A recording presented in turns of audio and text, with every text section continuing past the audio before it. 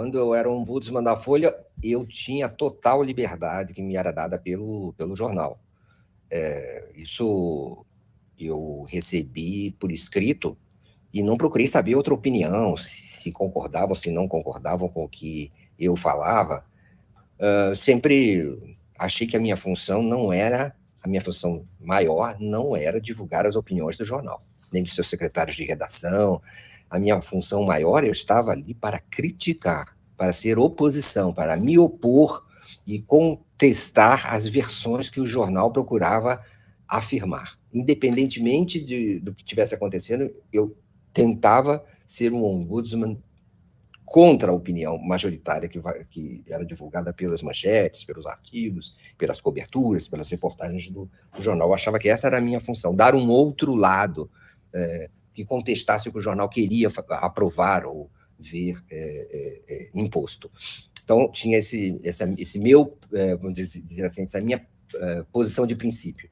Eu não vejo que isso esteja acontecendo agora com essa ombudsman. Ela é nova, né? Ela ainda não conseguiu encontrar o seu eixo e ainda continua muito subordinada a uma mentalidade profissional, a uma mentalidade subordinada, uma mentalidade hierárquica e pró-patrão. Então, nesse caso, é o que está acontecendo e ela reafirma as opiniões do jornal, diferentemente do que eu fazia, ela, em lugar de contestar, ela apoia essencialmente as posições da Folha. A cobertura simplesmente não se sustenta, né? A Folha de São Paulo, como você disse, eu não tenho nada a acrescentar ao que você falou, né? Busca apoiar, é um proto-fascista, é o jornal da dita branda, é o jornal que emprestou veículos para agentes da ditadura buscarem presos políticos e transportarem torturadores em busca desses presos políticos, desses suspeitos, desses opositores, desses brasileiros, não é? Inclusive, como aponta o Antônio Carlos Fon, né, jornalista, que olhou pela janela e viu os carros da Folha no pátio do Doicode, em São Paulo. É esse o jornal que emprestava esses veículos para a ditadura, né, para transportar presos políticos. É esse jornal que faz agora essa investida contra o maior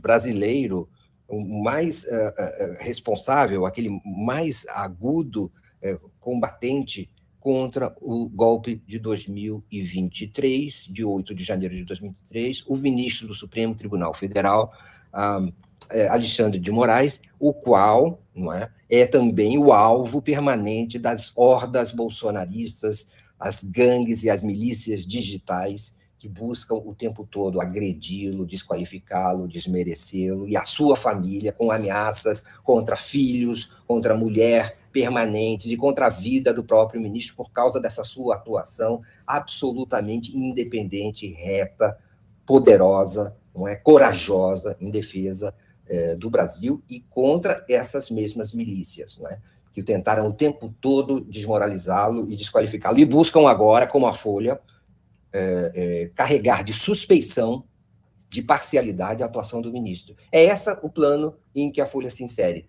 Uma reportagem que supõe, que o ministro persegue, exatamente na mesma linha do discurso do Bolsonaro.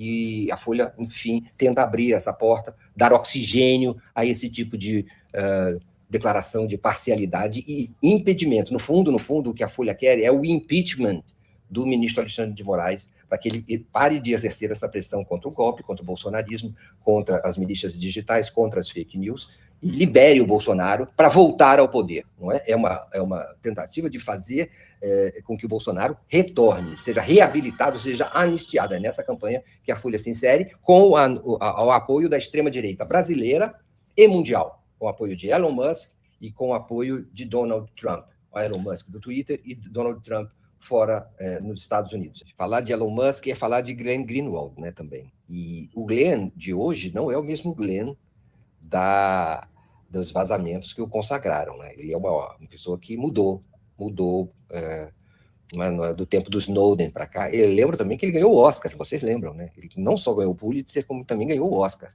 com o documentário da Laura Poitras sobre os vazamentos. Né? Então, Mas esse não é a mesma pessoa, não é? Ele era um jornalista interessado em tinha uma agenda basicamente interessada em luta pela liberdade, contra a opressão.